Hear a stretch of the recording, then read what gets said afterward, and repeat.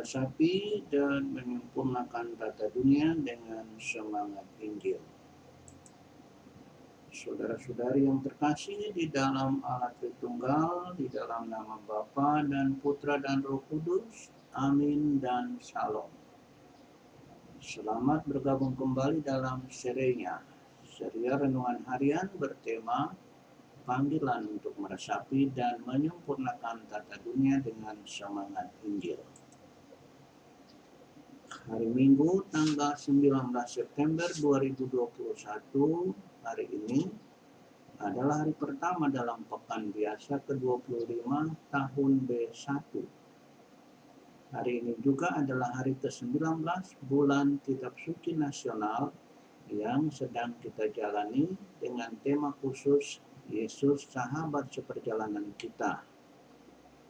Dalam episode serinya yang ke-34 hari ini, firman Tuhan yang disampaikan melalui Injilnya mengungkap sebuah rumus yang khas Kristiani, rumus tentang kasih Allah dan tentang kebesaran seorang pengikut Kristus, yaitu bahwa yang terbesar sama dengan yang terkecil, atau yang pertama sama dengan yang terakhir, dan yang terdahulu sama dengan yang terakhir. Dan proses ini ditempuh dengan satu cara, yaitu melayani. Markus bab 9 ayat 35. Kata kunci tentang pelayanan ini menjadi nilai penting sekaligus pesan utama ketika kita sebagai para murid Yesus diutus untuk meresapi dan menyempurnakan tata dunia dengan semangat Injil dan bersama Yesus menjadi sahabat seperjalanan bagi orang-orang di dunia dewasa ini. Demikianlah kasih Allah hendaknya mengalir lewat tutur kata serta sikap dan tindakan kita ketika kita masuk ke dalam dunia dengan mengemban misi dari Konsili Vatikan II melalui dekrit tentang kerasulan awam dalam artikelnya yang kelima itu.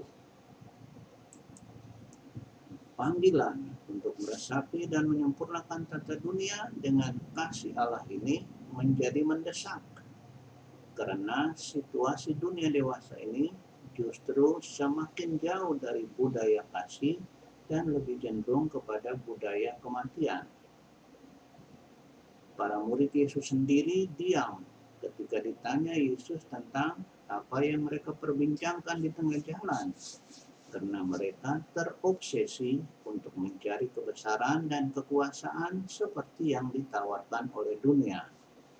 Markus bab 9 ayat 33 sampai 34.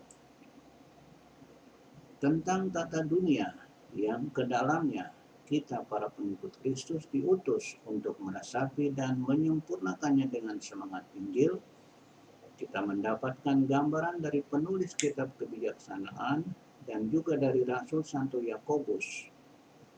Tata dunia ini ternyata dipenuhi dengan kefasikan.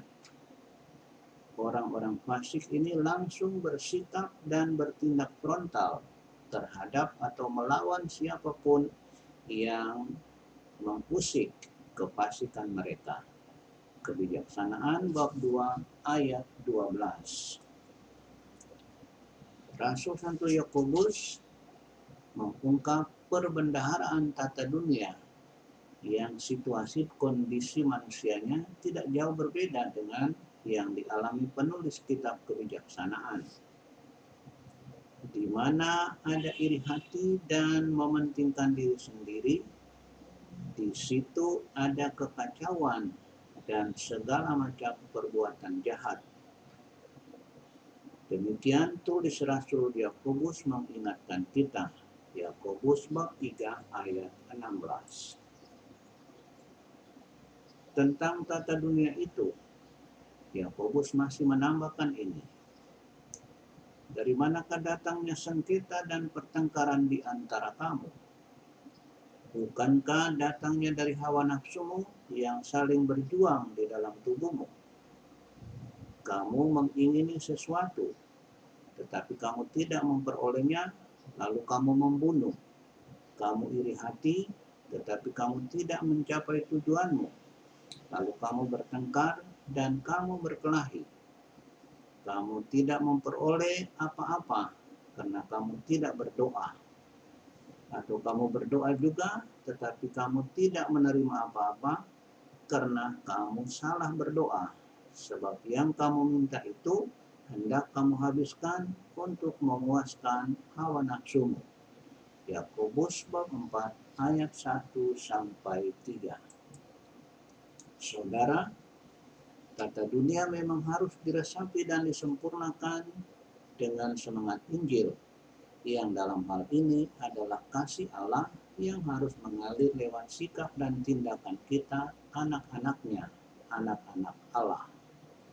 Mari kita melaksanakan tugas ini, mengikuti pemazmur yang mengandalkan Allah sebagai penolong, Mazmur 54 ayat 6, juga dengan berlaku sebagai pendamai, peramah, penurut, penuh belas kasihan, tidak memihak dan tidak munafik, seperti yang disarankan Rasul Santo Yakobus. Yakobus bab 3 ayat 17.